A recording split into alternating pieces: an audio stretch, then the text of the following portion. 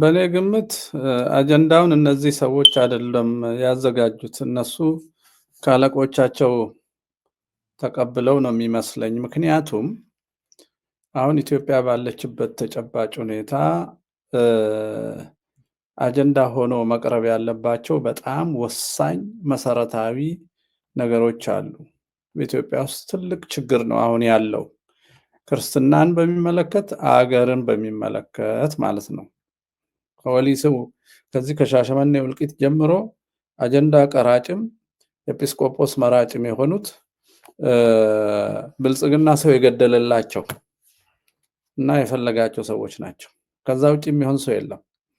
አሁን እዚህ ላይ ያጋራቸውን ሰዎች ብትመለከት የሚታወቁበትን ፊታቸውን ብታመጣ ስለነሱ አጀንዳው ለምን ተፈጸመ መናገር ይቻላል። ስማቸውን ሳልጠራ ግን ስራቸውን ልናገር። አንደኛው ምዕመናን ለምነው መከራ አይተው የሰሩትን ቤተክርስቲያን ኑና ባርኩልን ሲባሉ ይህን ያህል ብር ክፈሉኝና የሚሉ ቤተክርስቲያን ለመባረክ እንኳን ብር የሚጠይቁ ሰው ናቸው። አዲስ አበባ ለሚገነቡት ህንፃ ማለት ነው። ሌላኛው ብዙ ሀገረ ስብከት ሰብስቦ ሰንበት ትምህርት ቤት እያፈረሰ ሳቦታትን ወደ መንበረ ጵጵስና እያመጣ ስርዓተ ንግስን ለገቢ የሚጠቀም ንጹህ እከሌ ብሎ ንጹህ ጎሳ ላሹም የሚል ወሊሶ ወንብድና በተሰራ ጊዜ ከመንግስት ጋር ሆኖ ሞኤንኮ ሄዶ ለሁሉም ቪኤት ሲያዝ የነበረ ልብስ ገዝቶ የሰጣቸው እምነት የሌለው የቤተክርስቲያን ሸክም ነው። በዚህ ነው የሚታወቀው። በህዋት ጊዜ ትግሬ ነኝ፣ በብልጽግና ጊዜ ኦሮሞ ነኝ ብሎ መታወቂያን የሚቀያየር ሀፍረት የሚባል የሌለው ሰው ነው። በአድማ የታወቀ ነው።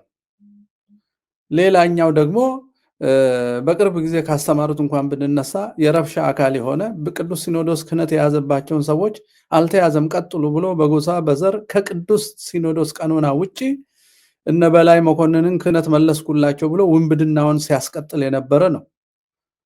ሌላው ከነጌታቸው አሰፋ ጋር ሲሰራ የነበረና ሲሰሩ የነበሩና አሁን ሁለት ላርጋቸው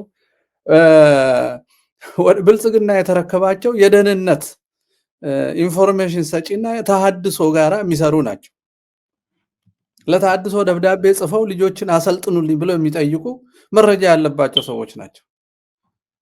ሌላው ገዳማውያን ሲገደሉበት ዝጉና ጥፉ በቃ ብሎ ገዳም ለማዘጋት ከገዳዮች ጋራ ስብሰባ አድርጎ የልጆቻቸውን እልቂት የማይናገር የምስራቅ ሸዋ ልበል እንግዲህ አሁን እነዚዋይ ገዳማት ሲጠፉ ምንም ያላሉ፣ ወንድሞቻችን ታፍነው ሲጠፉ ምንም ያላሉ ሰዎች ናቸው አጀንዳ የሚቀርጹልን ማለት ነው። ሌላው በዓለም አቀፍ ደረጃ እንኳን እረኛ ለክህነት ማን ነው ለምዕመንነት የማይበቃ የሴት አዳኝ አመንዝራ ነው ተብሎ ደብዳቤ ጻፈበት ነው። ቁጥራቸው ቀጥል ወዳጅ። እነዚህ ሰዎች አጀንዳ ይቅረጹ ሲባል ምንድነው የሚቀርጹት? ለምን ዓላማ? ለቤተክርስቲያን ተልኮ ለምን ዓላማ ነው የሚቀርጹት? በቃ አውቀናል። አባቶቻችን መልካሞቹና የሚያዝኑት የሚያለቅሱት ካሉ ብፁዕ ቅዱስ እየተባባሉ መጠራራት ሳይሆን እውነትም ብፁዕ መሆን እውነትም ቅዱስ ወደ መሆን የሚመልስ ቀኖናና አኗኗር ላይ ነው አጀንዳው መቀመጥ ያለበት። በዛ መሰረት እኔ አንገብጋቢ የሚመስለኝ የሁሉ ድርቶ ሳይሆን አጀንዳው የመኖር ያለመኖር ጉዳይ መሆን ነበረበት።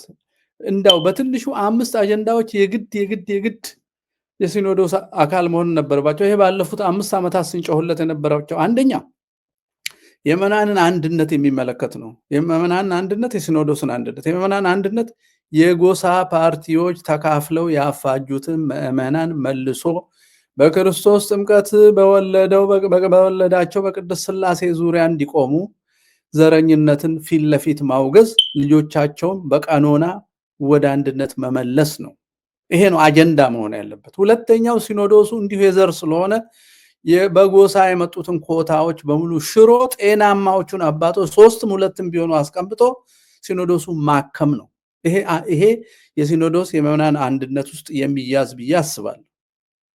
አስተዳደራዊ ጉዳዮች ብሎ አጀንዳ ይዘዋል። አስተዳደራዊ ጉዳይ ቀኖናን ሽረህ ብታስተዳድር ዋጋ የለውም። መንግስትም ሴኩላርም ቤተ ሰይጣንም አስተዳደር አለው፣ በራሱ ቀኖና ውስጥ አስተዳደር አለው። ኮሚኒስትም አስተዳደር አለው፣ ኤቴይስትም አስተዳደር አለው። እኛ የምናወራው አስተዳደር ከቀኖናው ጋር የተስማማና የአንዲት ቅድስት ቤተክርስቲያን ተልእኮን ለማሳካት የተደራጀ አርአያነቱም ለዓለም የሚተርፍ ራሱ መንገዱ አሰራሩ ብርሃን የሆነ ነው።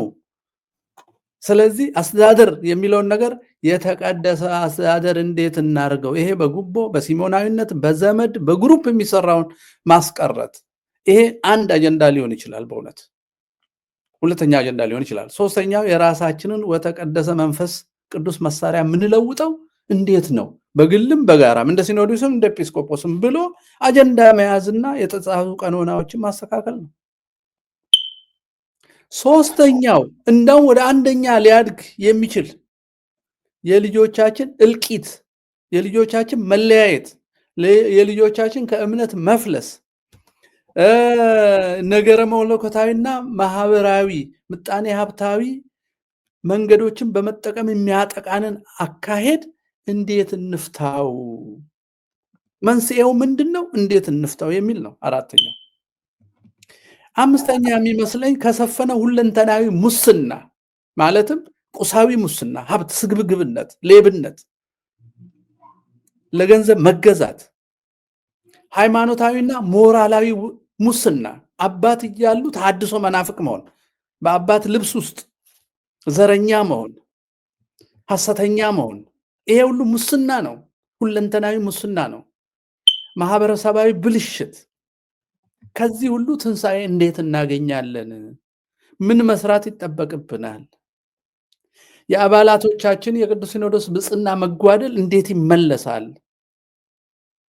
የሚል አምስተኛ አጀንዳ መሆን ነበረበት። በመጨረሻ ስድስት የሚሆነው ይመስለኝ ለጎሳ መነኮሳትና የሐሰት ክህነት አልባ አባቶች መፈልፈል መንስኤው እኛንን ጠንክረን የሐዋርያትን ቀኖና አላስከበርንም። የአላዊ መሪ ደብዳቤ ተቀብለን ቤተክርስቲያናችንን የበለጠ አጠፋናት።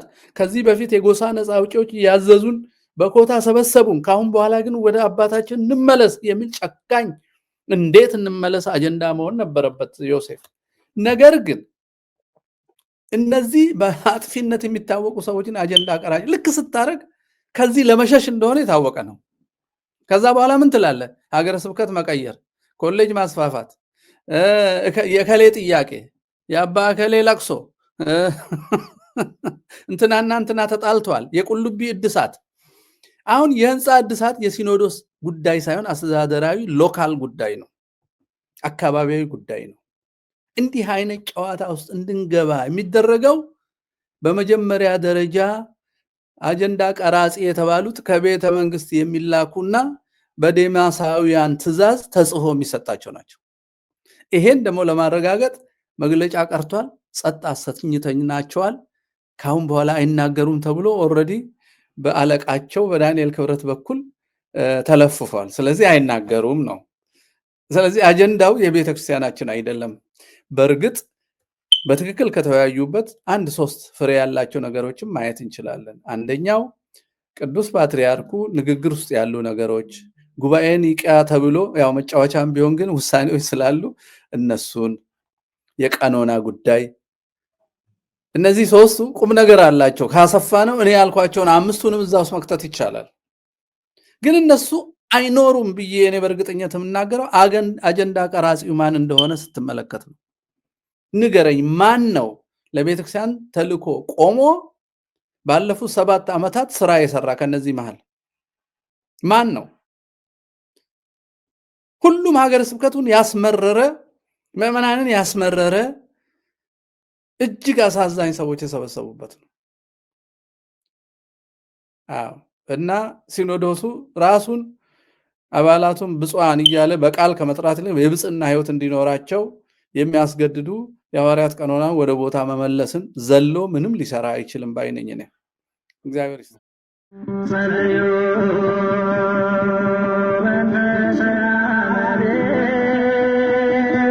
ክርስቲያን